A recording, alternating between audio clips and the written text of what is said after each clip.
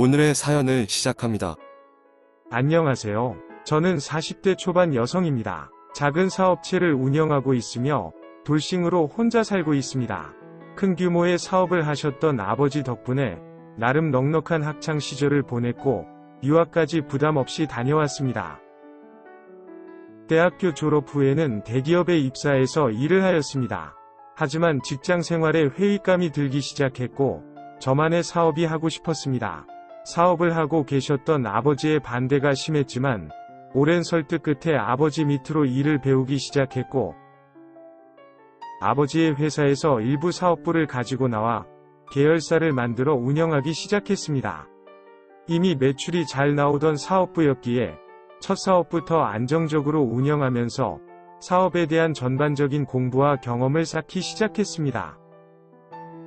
그것을 기반으로 사업을 확장해 나가면서 변호사였던 남편을 만나게 되었습니다. 사업에 관련하여 법적인 문제와 조언을 구하면서 친해졌고 결혼도 하였습니다. 어느 정도 사업도 커지고 자리를 잡아가면서 밖에서 보이는 저희 부부는 성공하고 행복해 보이는 부부였지만 실상은 그렇지 못했습니다. 결혼한 지 4년이 넘어가니 아이를 가지기를 원했지만 저는 아직은 좀 더 일도 하고 싶고 경험을 쌓고 싶었습니다. 게다가 아이를 키우면서 집에만 있고 싶지 않았습니다. 육아 도우미를 통해서 키우는 방법도 있지만 그렇게까지 하면서 아이를 꼭 낳아야 하나 의문이 들었습니다. 나중에 저희 부부가 모두 아이를 원하고 준비가 되었을 때 가지고 낳으면 된다고 생각하였습니다. 게다가 그때 당시에 저희 부부 나이가 30대 초중반이었습니다.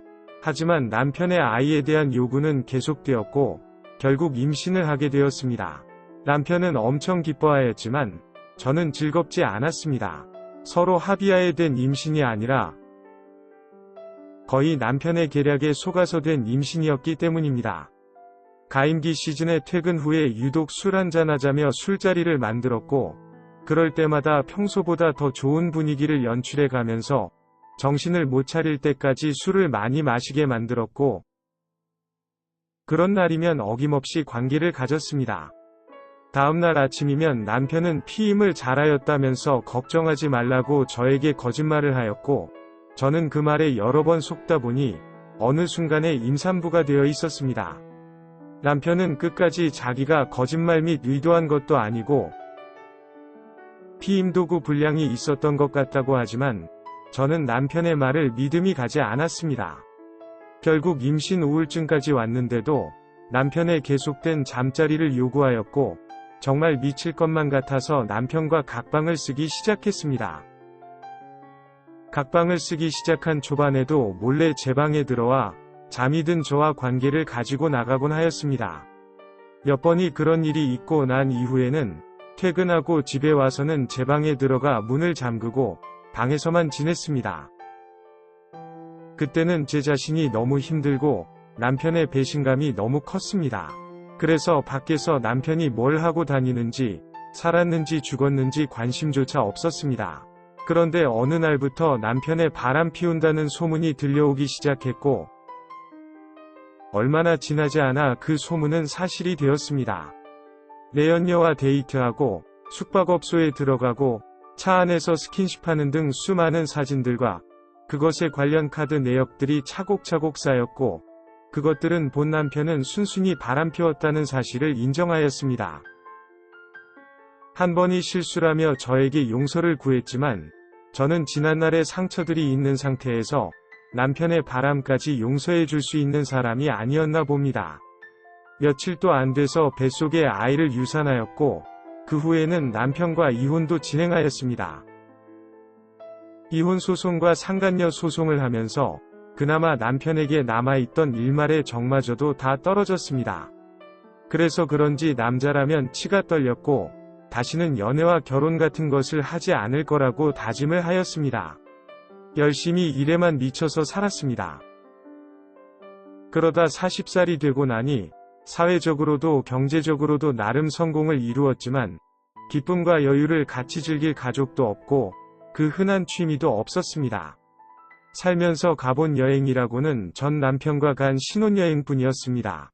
이렇게 일만 하다가 늙어버리면 나중에 후회를 할 것 같아서 열심히 살아온 저에게 보상을 해주고 싶었습니다. 그런데 노는 것도 놀아봤어야 알 것이고 같이 놀 사람이 있어야 놀 텐데 그렇지 못한 저에게는 난감하고 어려웠습니다.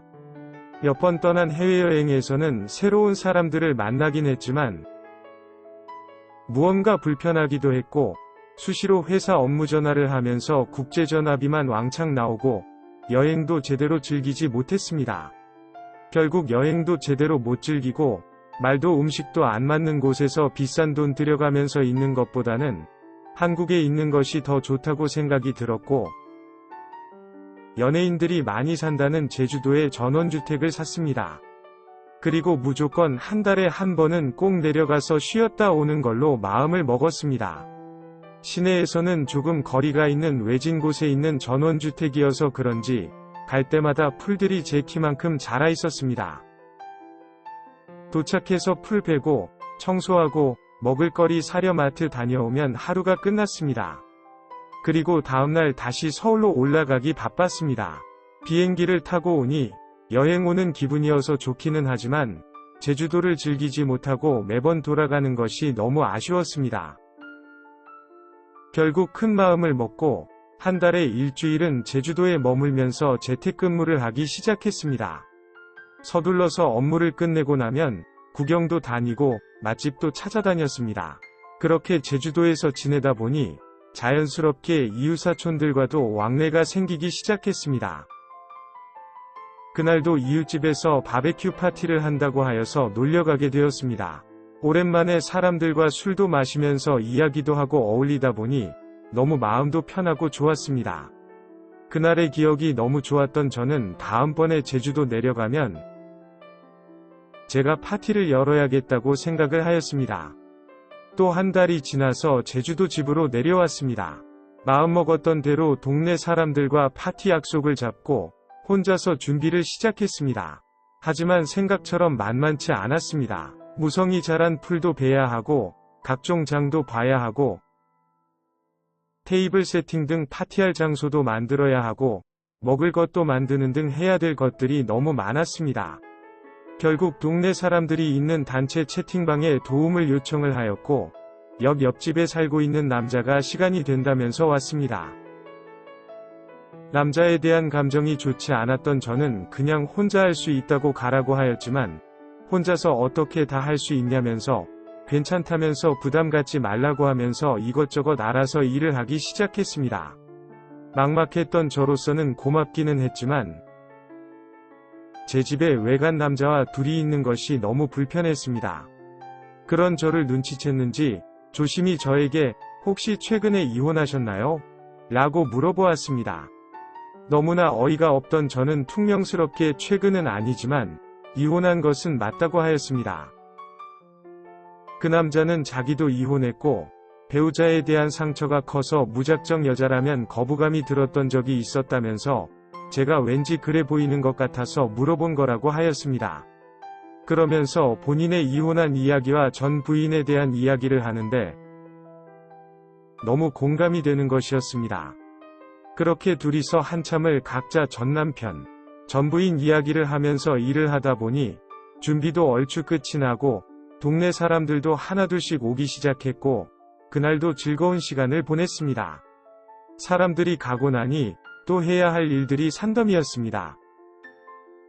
조용히 치우고 있는데 집에 갔던 그 남자가 옷을 갈아입고 와서는 같이 치워주는 것이었습니다.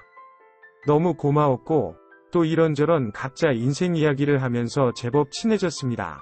그러면서 그 남자는 집안에 뭐 고칠거나 어려운 일 있으면 말해달라면서 연락하면서 지내자면서 제 전화번호를 물어보았고 조금 망설여지긴 했지만 서로의 연락처를 주고받았습니다.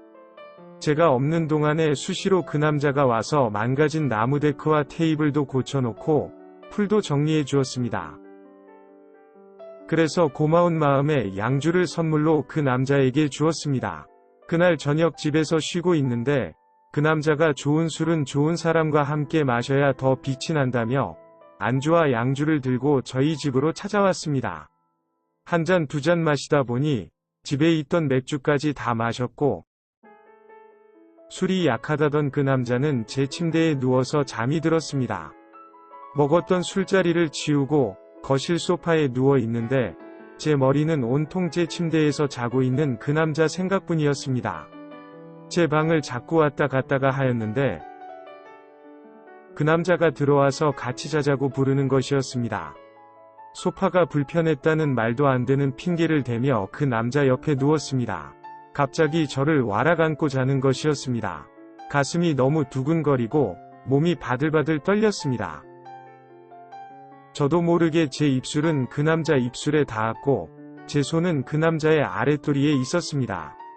그 남자도 기다렸다는 이런 저의 행동에 맞춰주었습니다. 그렇게 그 남자와 뜨거운 사랑을 나눴습니다. 몇 년 만에 받아본 남자의 손길은 너무나 뜨거웠습니다. 뜨거워진 저희는 그날 이후로 시간이 맞으면 서로의 집을 들락거리면서 사랑을 나누었고 이렇게 잘 맞는 남자는 처음이었습니다. 현재는 동거를 시작하였습니다. 프리랜서로 일하는 그 남자는 제 일정에 맞춰서 같이 제 서울집에서 지내고 제주도 내려올 때는 제가 그 남자의 집에서 지내고 있습니다. 이혼한 이후로 요즘이 제일 행복하고 하루하루가 즐겁습니다. 가끔씩 이 남자와 결혼하는 상상을 하고 있지만 또 상처가 될까봐 아직은 조금 두렵긴 하지만 언젠가는 이 남자와 결혼하고 싶습니다. 앞으로 어떻게 될지 정해진 것은 없지만 서로의 상처를 보듬어주면서 잘 지내겠습니다. 새로운 사랑을 시작하는 저희를 응원해주세요. 감사합니다. 오늘의 사연은 여기까지입니다. 구독과 좋아요, 알림 설정 부탁드립니다. 긴 글을 읽어주셔서 감사합니다.